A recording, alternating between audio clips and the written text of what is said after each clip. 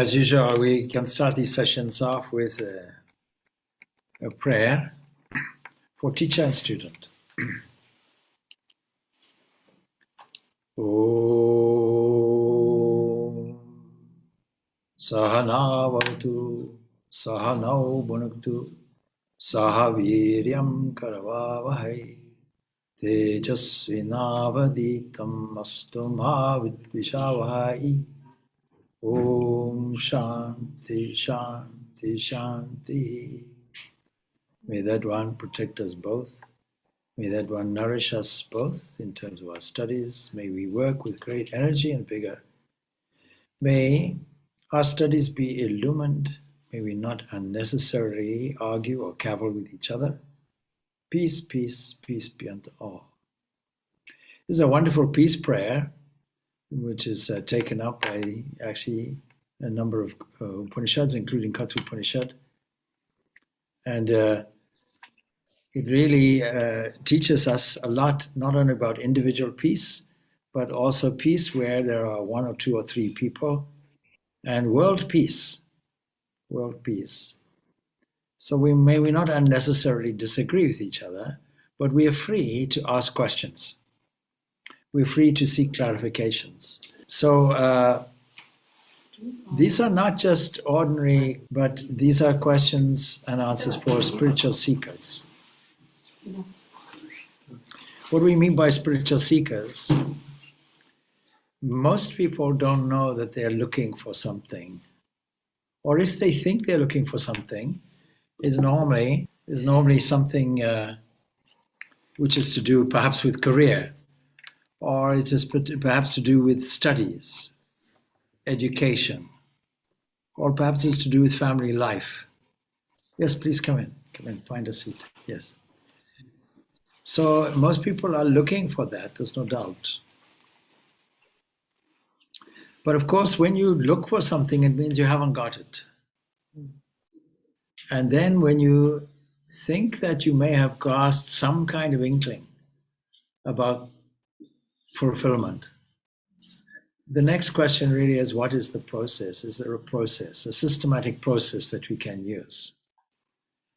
And then we become more of a serious seeker, because a level of desperation comes in, a level of longing comes in.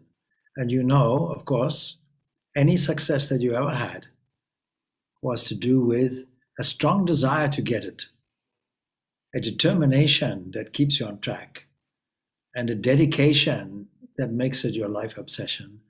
And anything you ever got would have come through this formula. So with these small preliminary comments in mind, I can accept all your questions. In the absence of a question, I'm going to ask you a question. So, do you think that spiritual life and secular life are so radically different that you feel you haven't got time for one or the other? Any answers? Because they're woven into each other. They should be woven into each other, yeah, absolutely. Yes, and it's a good answer, and it's an answer from experience. But very often I'm asked a question, I wish I had more time for our spiritual life. I wish I had more time for meditation or prayer. And of course, that would be a misunderstanding, because as has been mentioned here, your whole life should be one song of prayer. We're just settling people down here. Everyone is keen to see my handsome face.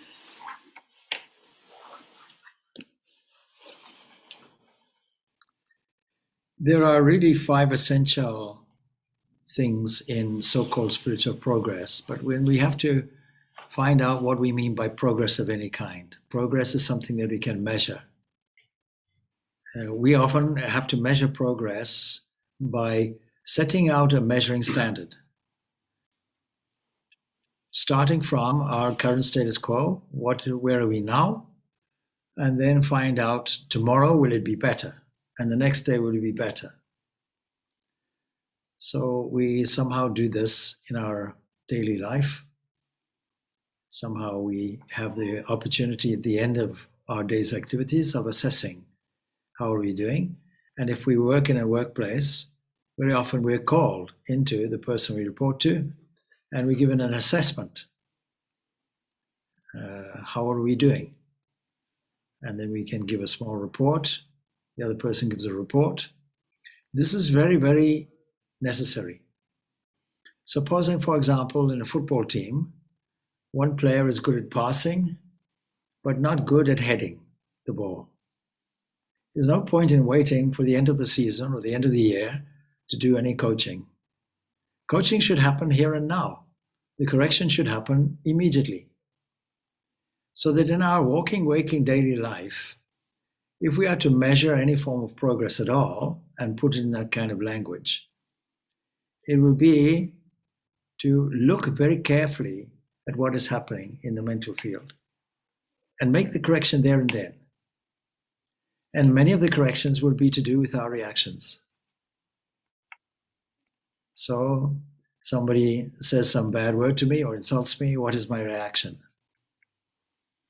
And then, of course, they say it's quite easy to forgive, but not to forget. But if you never forgot, you never forgave. And so you might be waking up in the morning and brushing your teeth, anticipating coffee or whatever beverage you imbibe in the morning to wake you up. We have this idea, I open my eyes, as if the person who normally does it is on holiday.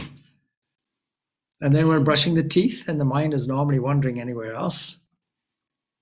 Then the unconscious mind takes over. Most of our thinking is in that unconscious area. The person who insulted us yesterday, we make a plot. Seeing as we're all interested in coffee, let me put poison in his coffee this morning when he's not looking. And let me pay him back. Let me give him a piece of my mind. As if the mind has some section you give it. So all of these thoughts occur, and many, many thoughts come in, but they're all of a random nature. And they're all orientated around what is our obsession at that moment in time. And everybody knows that it's very easy to divert our attention for a few moments. But what brings us back is this obsessiveness in the mind. When we trace back where it comes from a sense of self-image. It comes from a sense of individuality. We register this individual thing, and then we mark everybody else in relation to it. This is called egocentricity. We put ourselves at the center of the universe and consider that life is a struggle and a battlefield, and that we somehow have to cope. Of course, it's easy to cope when things are going well, when things are smooth. But what about the rough patches? The rough patches, and often the smooth patches, collectively, we tend to call normal life. And if we're obsessed with all of these things that we can collectively call worldliness, our sense of the spiritual will be lost.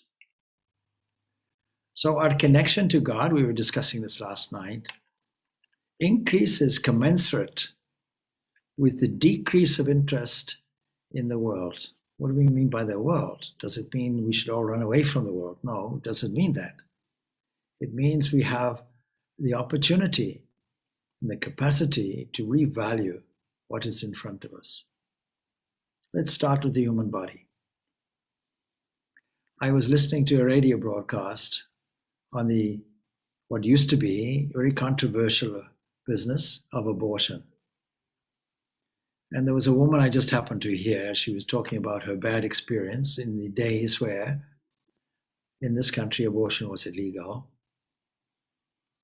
And so in this kind of talk, she was saying, I was trying to explain to my young boy about abortion. How do you explain to a young 7-year-old about these kinds of things? So I put it in this way. when we have a vote on it, it's really that we want choice. We want to know that a woman can do what she likes with her body because it's hers. But who said it's hers? The common misunderstanding. Who says it belongs to you? Who said it's your energy?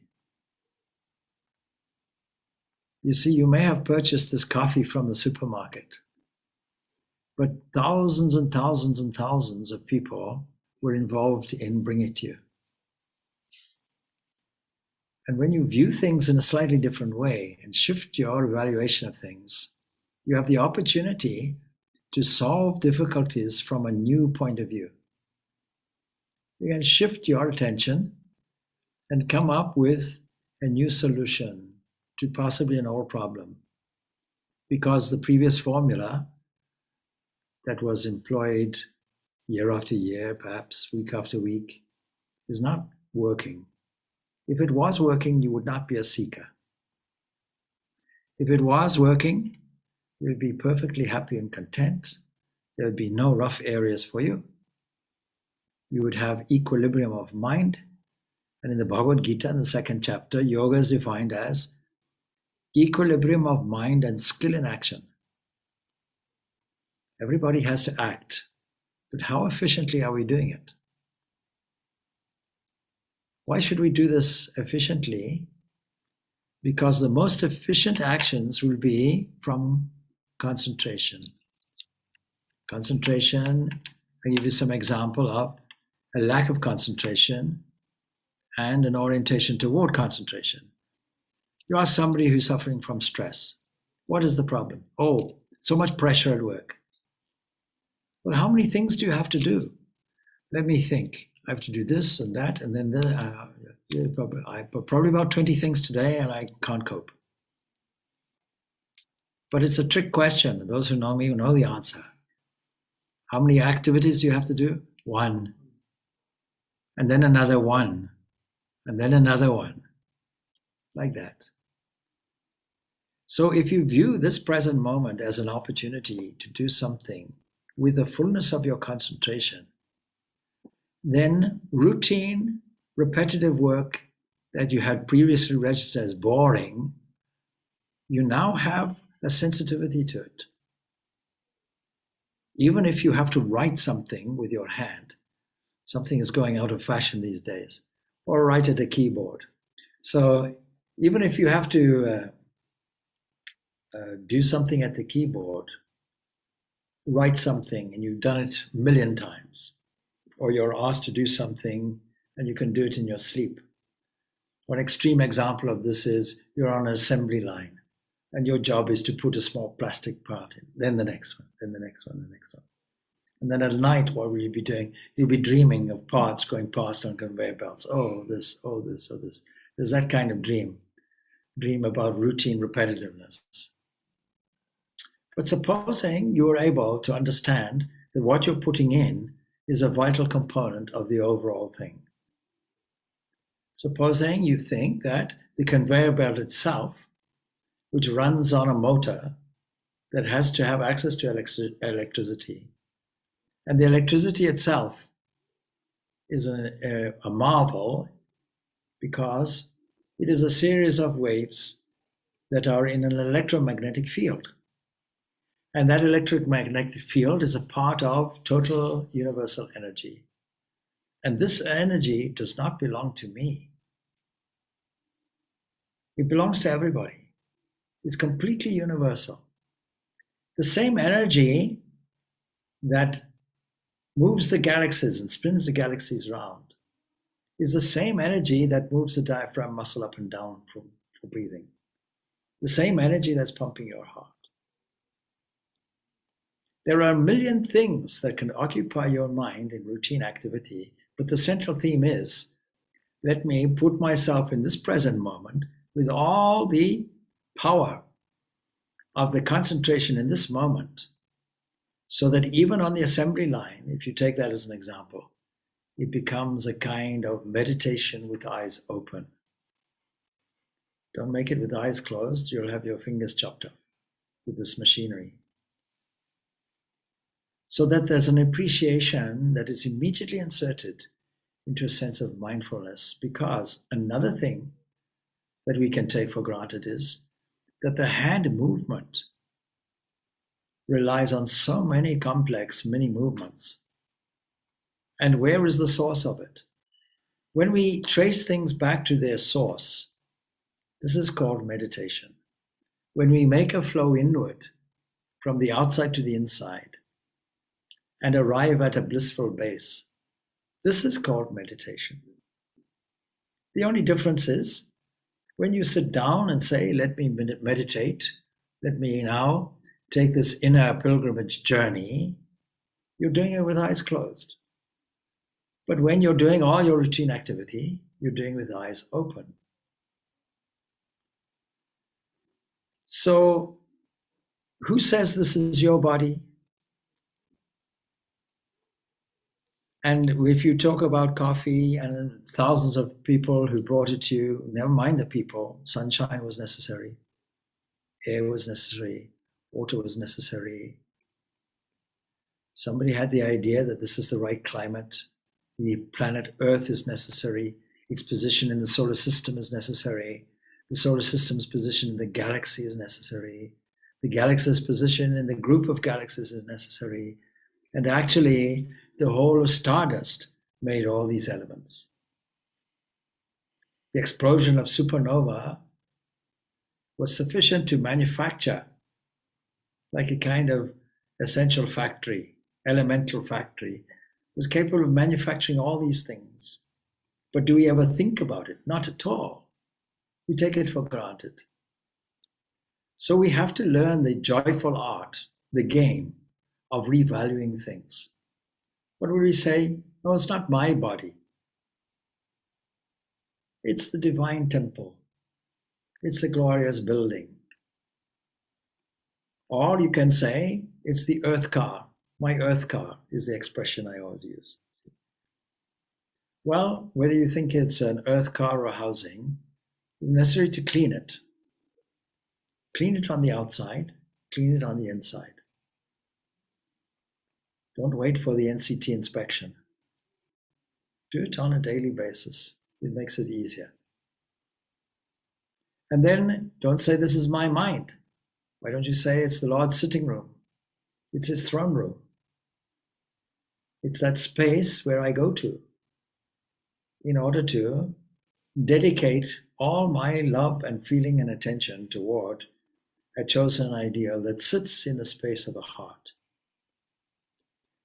So the first principle in spiritual life and knowing how to measure it and measure our progress would be to compare how much attention did we pay and where did it lead us? And do we have this dividing line between the secular and the spiritual? Or is it all spiritual? And will it lead us to the conclusion it is all spirit? Just as we can say from a certain point of view, it is all matter. From a certain point of view, we can say it is all chemistry. It is all just hydrogen. From a certain point of view, we can say it's all energy. And then go to the next step. Whose energy is it? It comes from a dispensing cosmic mind. And where does that come from? It comes from an urge in creativity. We can relabel this and say it's a personal God. We can relabel it as the yogis relabel it. And we can say it is the heart center. It is the center anahata in the yogic language. It is that area where we transcend all the material, animal, and sensual areas of our life and take all that energy and channel it into something that becomes an opening movement. And an opening movement is the yogi's way. They describe it, they use a simile for it. They say it's something like a lotus flower. And each level of consciousness, each layer of consciousness, when we divert our energy toward it, has a capacity to open up more areas. And the more we open, the more discovery comes about. It's an intermediate area, as it were, between the three upper centers of deep, deep spiritual awareness and the lower centers that are to do more with survival in a more refined way than many other animal species have. For example, dogs won't care whether they dine under a candelabra or a candle, or whether it's daylight or night. They don't care. Food is food. And nobody can relish food more than a hungry dog. You must have noticed. Sometimes you can watch people and you don't see much difference either. So on that level, that's fine, but then we refine it. We make it an art. We make it part of our culture. But still, it brings us an attachment to a worldliness that is commensurate. Spiritual progress on the one side, and it's like scales. The more spirituality, the more the mind is immersed in the higher values, the deeper values, the values of transcendent love. The more that happens, the less our concern with worldly life becomes. That doesn't mean to say that we are no longer interested in the office. No, we have an added interest in the office because we're adding a dimension to it now. We're working in the divine company. We're practicing the presence of God. We're walking with God. God becomes our companion to work. God becomes our companion seated at the computer. And when it comes to the lunchtime or something like that, one recommendation I might have for some is please put an extra plate. If you happen to be working and eating, not recommended, but anyway, it happens, then put a plate aside and only eat when your chosen ideal has eaten the food. In this, of course, you see how many times we've mentioned this word chosen ideal. In the beginning, it is necessary to have this chosen ideal. So yesterday we had a small mini discussion. How is it possible to take an absolute, a pure being, complete consciousness that is indescribable, has no parts in space, has no evolution in time? How can you relate to such an entity? Well, the thing is, that entity manifests itself for you. It manifests itself as a personal, living, breathing entity, the source of your own breath. But it takes some imagination. And what is the source of our imagination? Two sources are there, historical and non-historical. Historical will be there were living entities, living saints, and at the highest divine manifestation, avatars. That means entities that descended, giant waves in the divine cosmic ocean that appeared and lasted for thousands and thousands of years, restoring harmony to a world that was discordant, giving us the opportunity for an element of salvation from pain. And then there is the non-historical concepts from the depths of meditation that come out, and in order to explain their form, a mythology develops. So such examples would be Shiva and the various forms of the divine Shakti, mothers in various forms. We have Vishnu, many forms we can make. This is in the Hindu aspect of things. But what about other things? You see, even those religions that don't have any specific form, that eschew any aspect, any anthropomorphic hint, still when they say, for example, Allah, or when they will say Elohim, there must be some counter picture in their mind. It might be something like a vast ocean or a vast sky, but some image should be there. When we say the all-beneficent, what do we mean? some image will come. When we think, you see, of that entity that made a covenant with the chosen people, what would we think of? And so in art, we come across something like an old man with a beard in the sky, with misconceptions about it. Because that God can be angry, or that God can be kind. We have to keep the law, we have to keep the covenant. And since that God has been there since Genesis, a little forgetful, we have to do everything for him, poor fellow, and adjust the world. He made a silly world, we have to do everything for him. Never mind. After life, he'll reward us. So we have to avoid the extreme of a caricature of this entity on the one hand, and on the other hand, make a real living, breathing connection.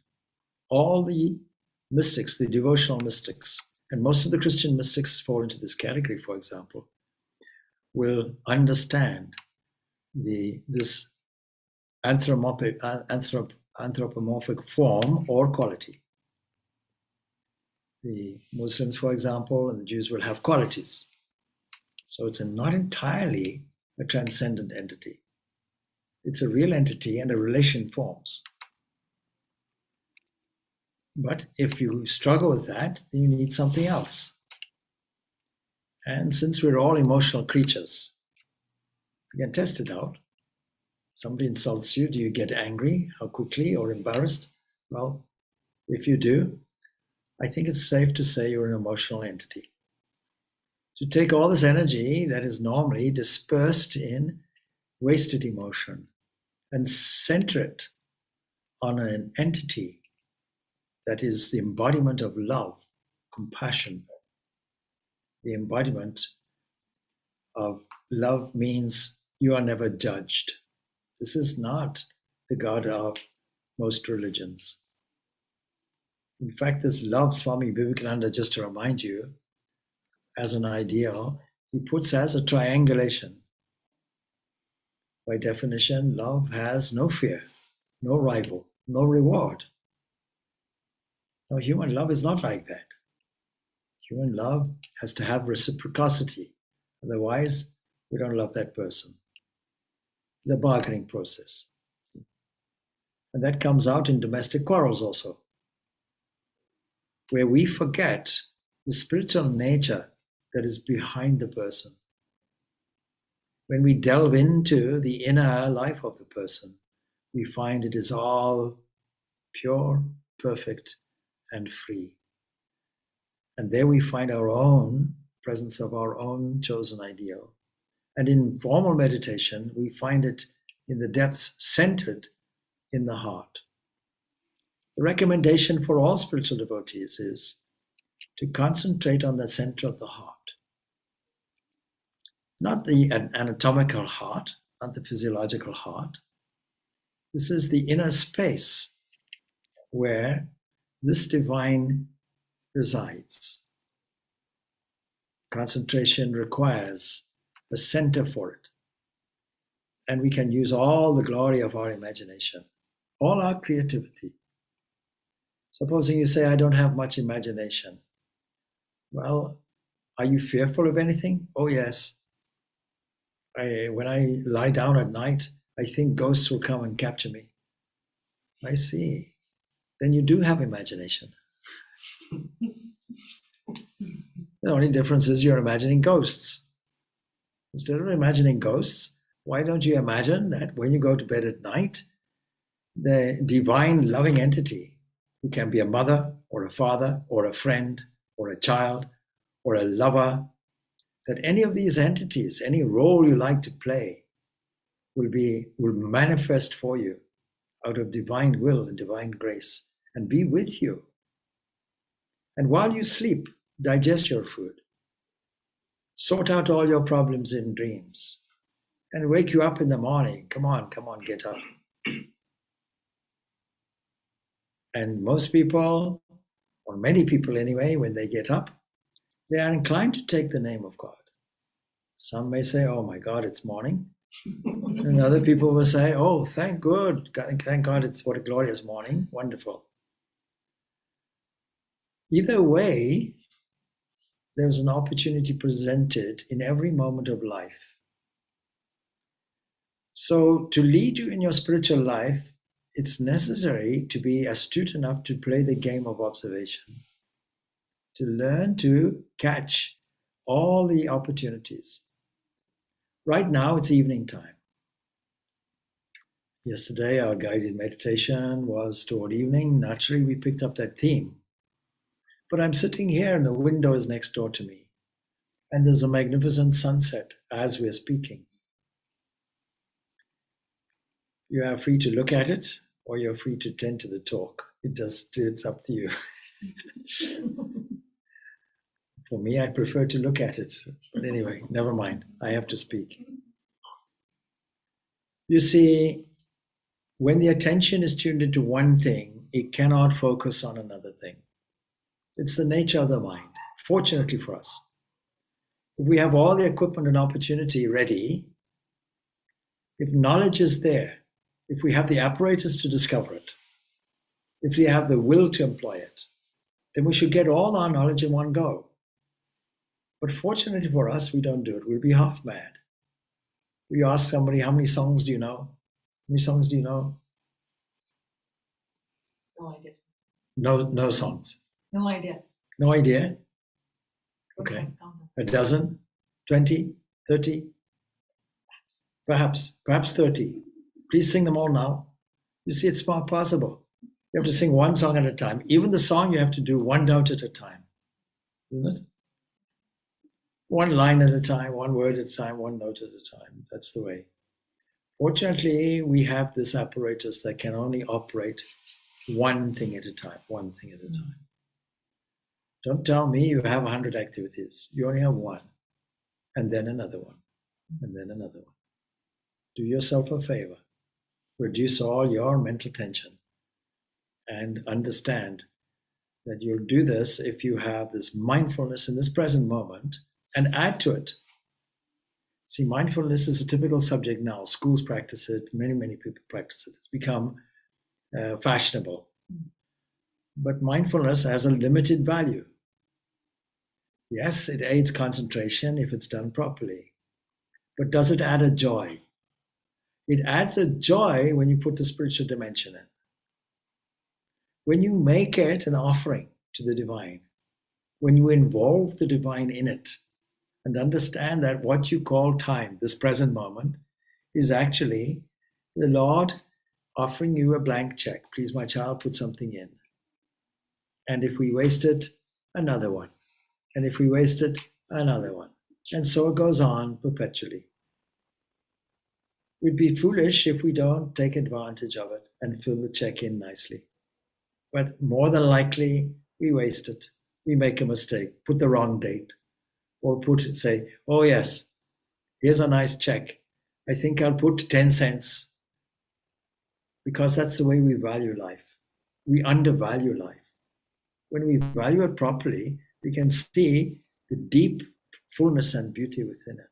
So should we monitor spiritual progress if we have to live in the present moment? Is this not a contradictory statement? Not really. We know ourselves when the mind is not in its best mode. We know when it's in the peak. And we know the cause of it if we're honest. And the cause is very simple. All the things that we call worldliness took a prominent place and other things took a lesser place. We valued the world at face value instead of seeing the deep beauty within it. And when we can do this perpetually, then we have two things happen. Concentration, by definition, means this sense of absence of time when we no longer understand how long we've been sitting. You take, for example, the great composer Beethoven. He had no idea when food was presented, when he ate stale bread all over the place, everything in a mess. I'm not encouraging untidiness, but his focus was on music. All his energy was dedicated to the inner movement, the inner connection, so that it is said he had a personal line, some personal correct connection to God. And every note was the perfect note. Every note had to be the next note. This is the evaluation from great musicians on Beethoven's unusual style and unusual music. Unusual because it was out of a sense of spontaneous creativity. It arrived. It arrived effortlessly. But what was the cost? The cost was I didn't know when time passed. I had no idea whether it was day or night.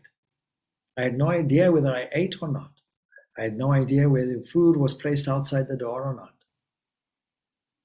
Now, in these moments, what we call divine energy, what we call that kind of divine energy which is revealing, moves its way in yogic language up a channel called Sushumna. It becomes an opening thing for us, a new direction, a possibility of unfolding layers and levels of consciousness, more and more and more. And when a little bit of that energy, either by accident or otherwise, has found its way in there, we find unusual powers coming. And when we use and employ concentration, we're now doing it systematically. But it's like a thermometer. We're taking it only a certain way up, and then it comes down again. When we add spiritual effort to it, when we add purity and goodness and truth to it, we're making this mercury go higher and higher and higher. It's like a thermometer, mercury in a thermometer. So we know when we are progressing and we know when we are regressing. And it gives us the opportunity to make the adjustment, not next year, but this year, not even this year, this very moment. If you didn't do it with a car, you'll find yourself in a ditch. If the car is veering off to the left, won't you adjust it to the right? Will you wait till next year to do it? Wait till I'm old, then I'll take it. No, you'll make the correction now. And if you don't make the correction now, as I mentioned so many times, you'll sit down, meditation won't happen, you'll be growling at God. There has to be, therefore, a pure and self-controlled life. Even in your daily life, there has to be a monitoring of it. And we have to insert values, higher values, which neutralizes all these other ones. So in particular moments where no control really happens, such as automatic actions, walking. When we walk, we also think. Brushing the teeth in the morning, we also are thinking. The mind is running. Can we catch it and can we steer it in a proper direction so that if we have the opportunity of presenting 20 possibilities, we can at least make 21 solutions. And one will come from a potential area of creativity and be our aha moment. If we play our game like that and learn to revalue the whole of life, then we will do it in a systematically controlled way. Now, there are some discipline necessary to do this. The discipline of sitting down at specific moments in the day, preferably, ideally, 5 times a day or 7 times a day. But if we can't manage it, at least twice a day.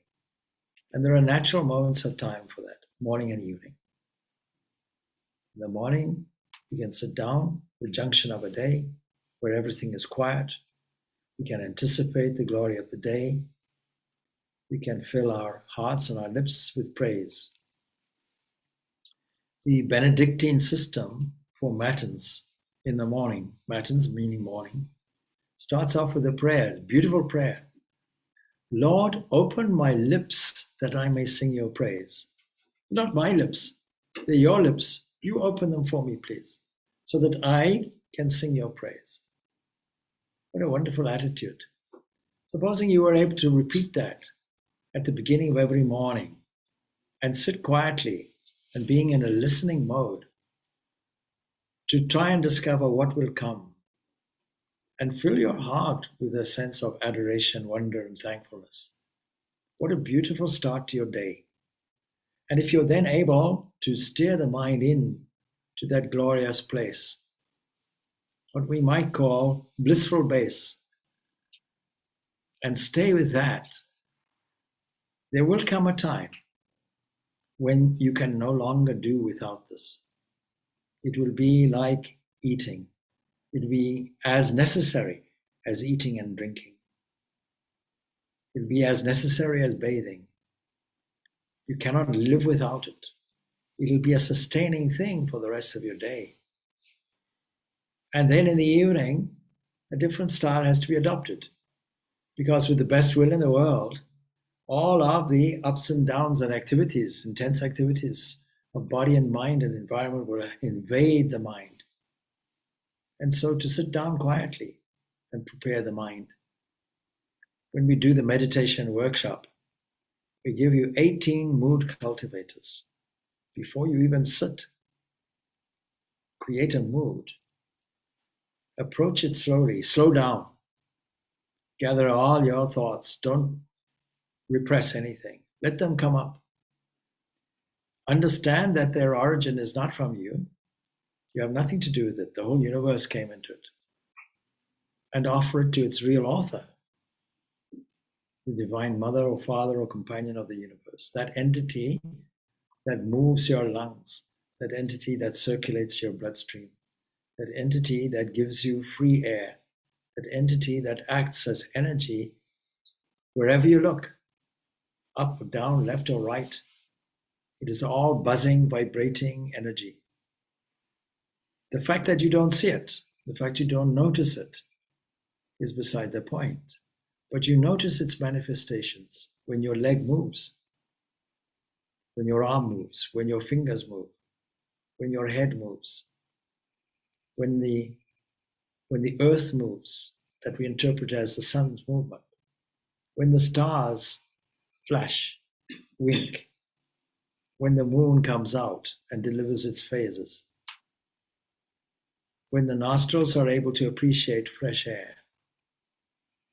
So many things, when the eyes are able to appreciate the varying colors that we see in the springtime. All of these are opportunities to drink in the glory of the divine and to tune into the glory of the self. It's a tuning process. So this is called self-control, purifying the mind.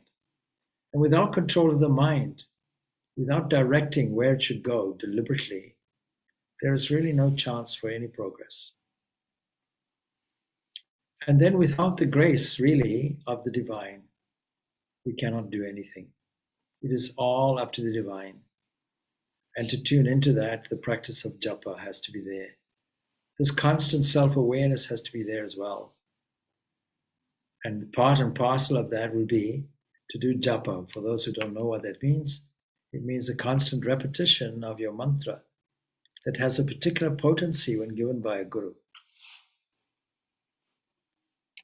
And then to have a good role model. We should have a wonderful role model.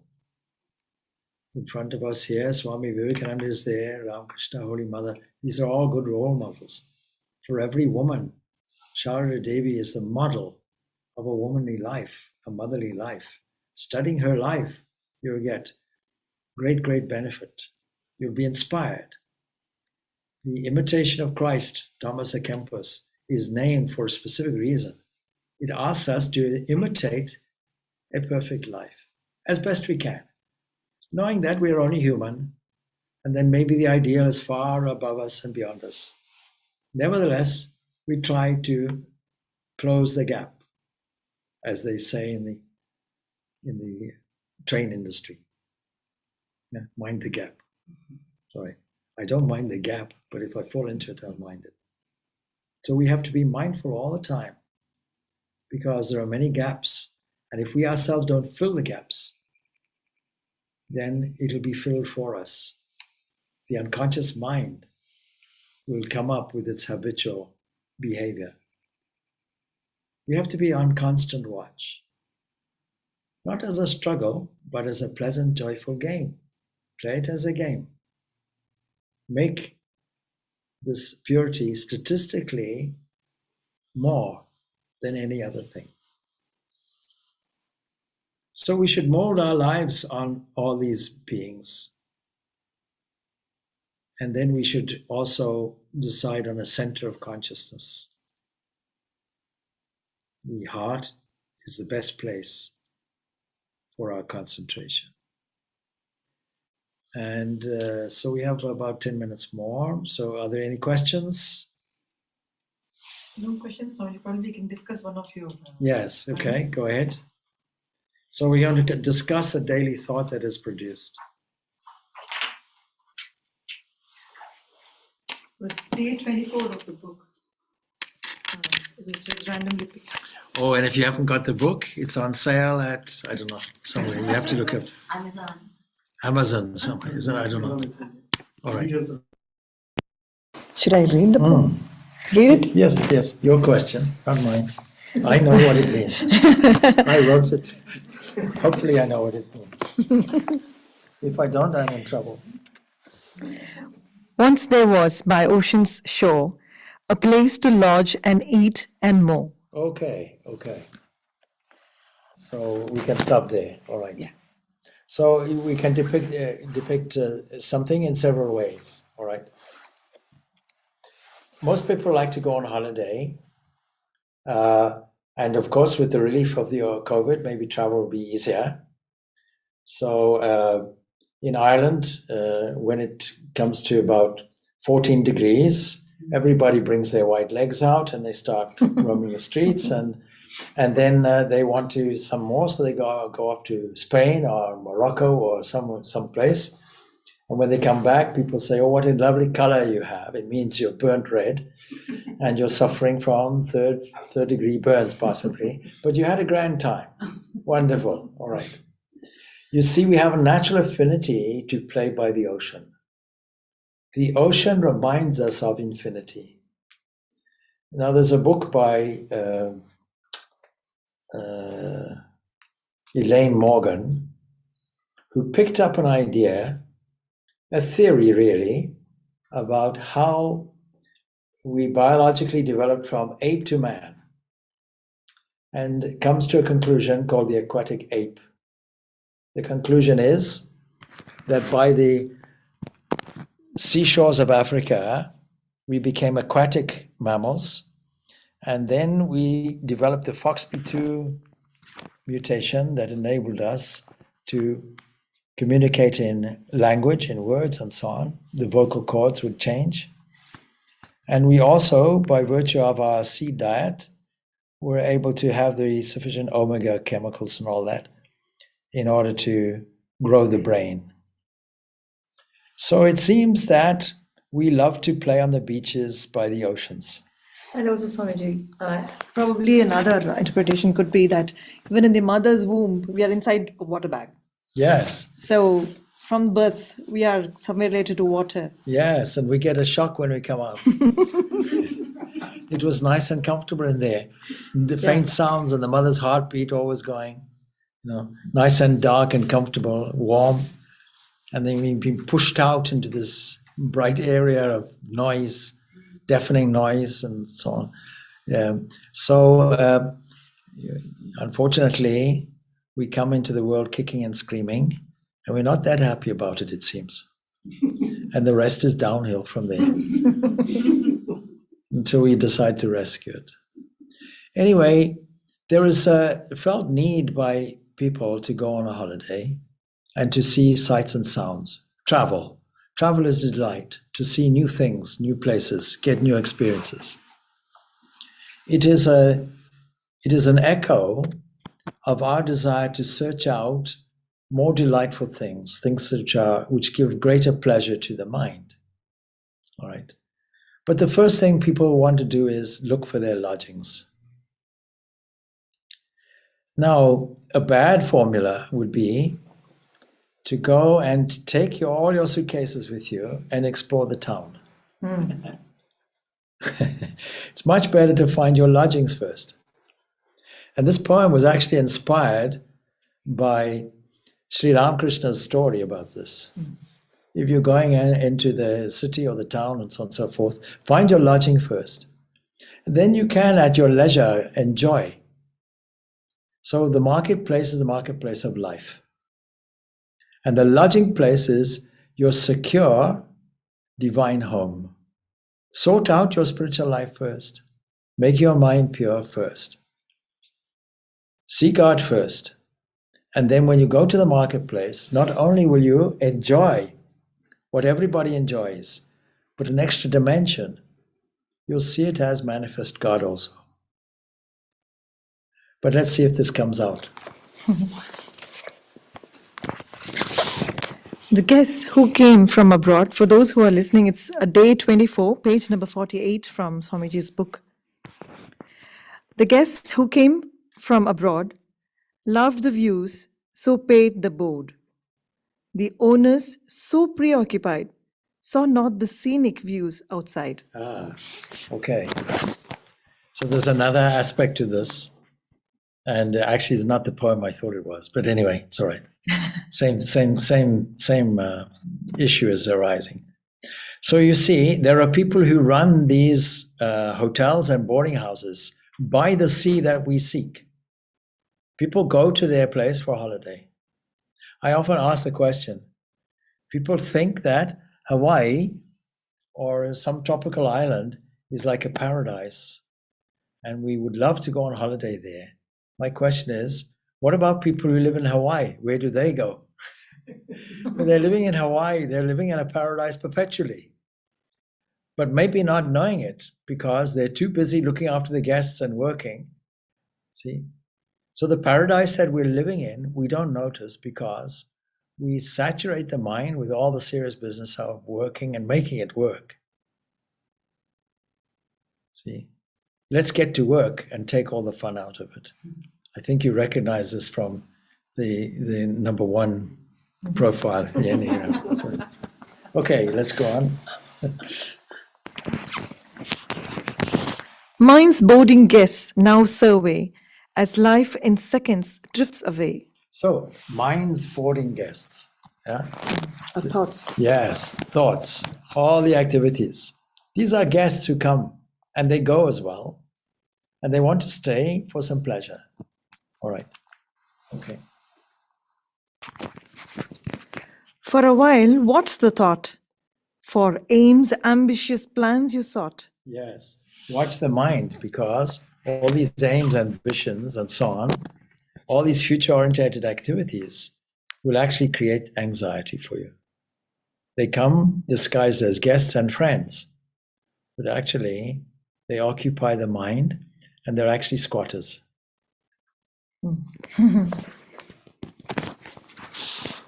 If of health or pleasure gain, then these displays learn to abstain.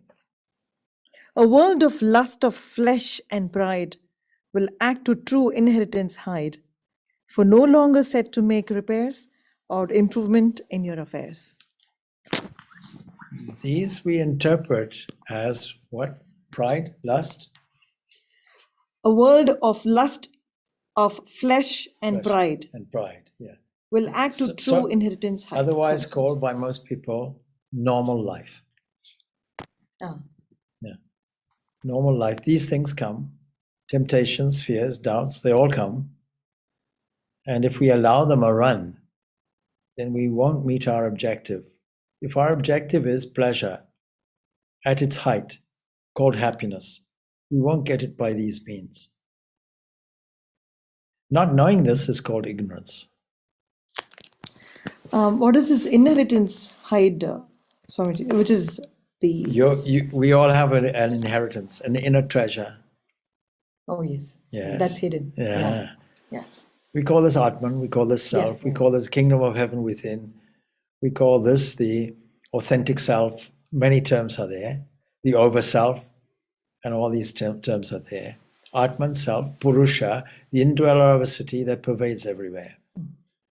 The God within, the divine, the inner, the infinite invisible that sits within. All of that is there, yeah. But that's in our inheritance. So what has happened? We use yogic terminology again. What has happened is the ultimate center that the yogis call Sahasrara, 1,000-petal lotus. That is our pure nature. This represents fullness. Don't think it's literally anything to do with numbers. Purna. Yeah. So it is simply means infinite. That is our true nature. And what we have done is we have descended through various levels of consciousness. And with each level, the true nature has become more and more distant and more hidden until we come to our lowest of all natures, and it's completely forgotten.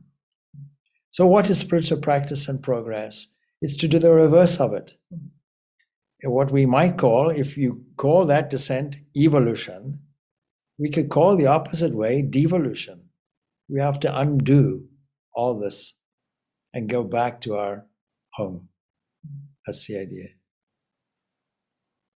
So there are people who want to go on holiday and they're guests, and there are other people who attend to these guests and worry about them and so on and so forth, forgetting actually that they're in an environment and they can also be perpetually on holiday if they take it in the right way.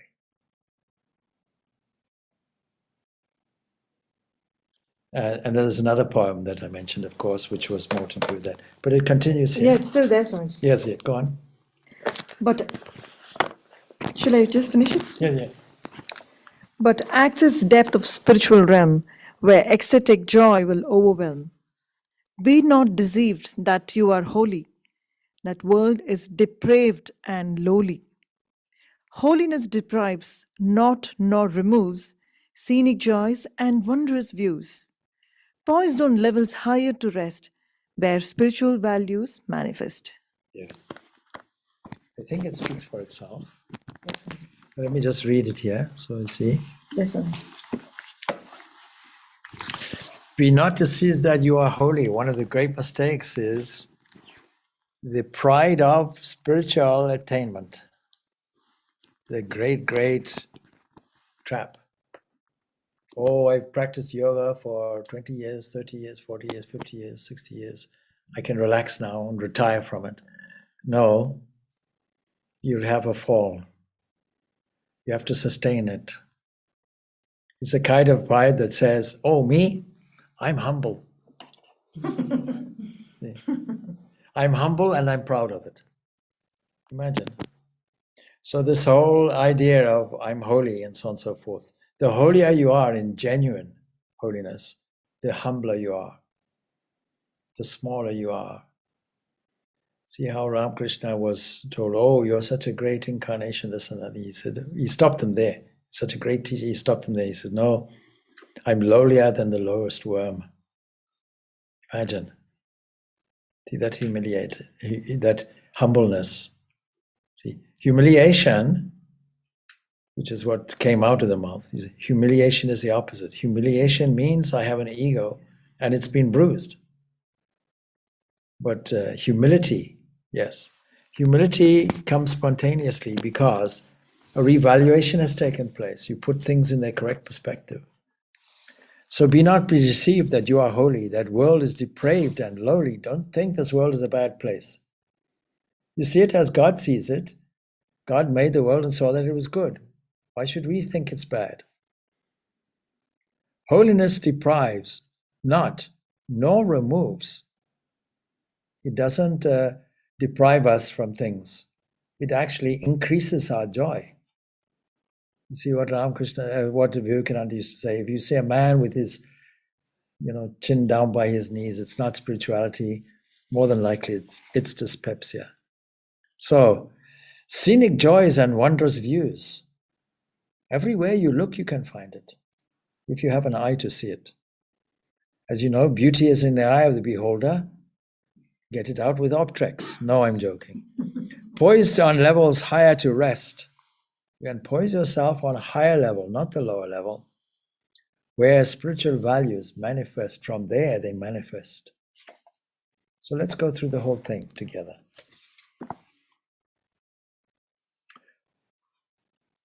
Once there was by ocean's shore a place to lodge and eat and more. The guests who came from abroad loved the views, and so they paid the board. The owners so preoccupied, they didn't realize that they had the opportunity of being on holiday all the time.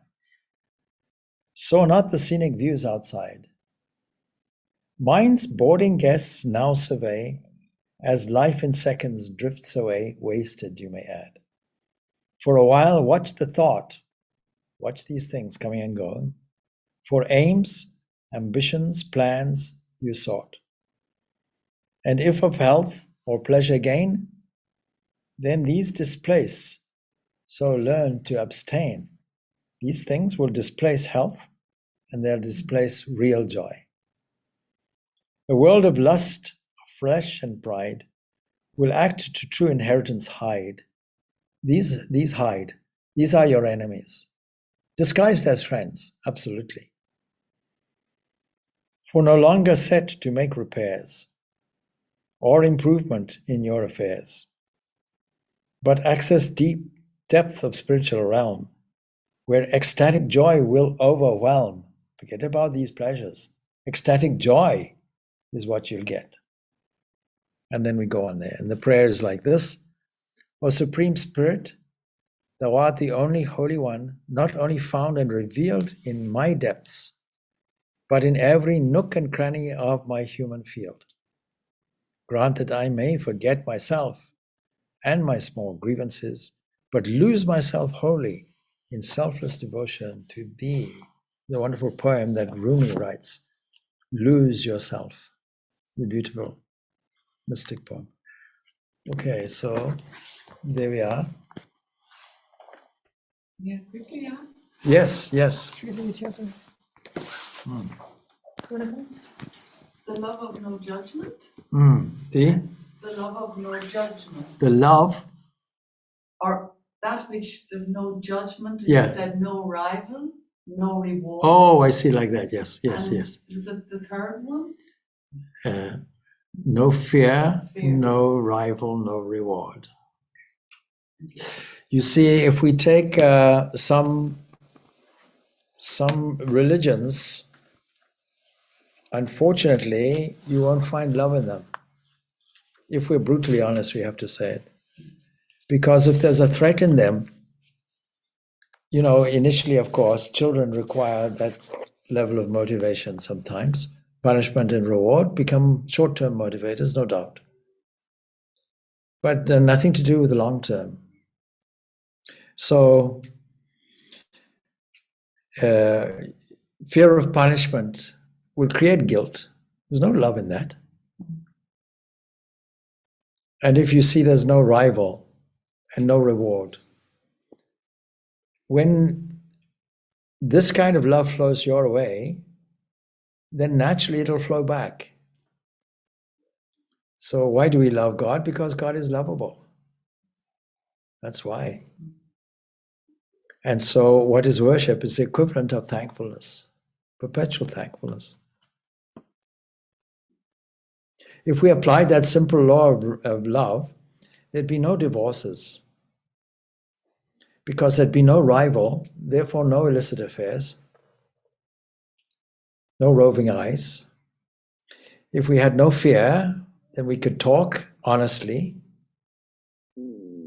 and share experiences without any fear of judgment or any other thing or criticism. And then if you see there's no reward, there's no bargaining process in it. So in a relationship where in America, I think the statistic is 54% of people who get married get divorced. So it's a kind of option. It's a kind of trial and error basis. Yeah. It's all right. But you see, if there was this unselfishness in the love, it wouldn't happen like that. If it was a bargaining process. On wedding day and honeymoon, I love you. 20 years later, you developed a sagging, a pot belly and wrinkles and all the rest of it. So don't forget, when I married you, I fell in love with your molecules. Now your molecules have changed. So let's have a divorce, please. And when I met you, All your quirks were endearing to me. Now I'm irritated by them. So you see, that's not love, is it? Any animal will have genetic love. But the human has a capacity for love of mankind, love of the universe, love of the totality. That's the capacity we all have. That makes us different. We have unlimited possibilities within us. So much of this you'll recognize as repetition, and repetition has no harm in it. I'm delighted to be able to repeat over and over again until we get hopefully some understanding and some direction and some practice from this. Anyway, we're now 10 minutes overdue. So, Om Shanti, Shanti, Shanti. Peace, peace, peace beyond all. Thank you, Swami. Good. Thank you, Swamiji. Thank you. Thank you, Swami. Thank you, Swami. Thank you, Swami. Okay. Thank you, Swami.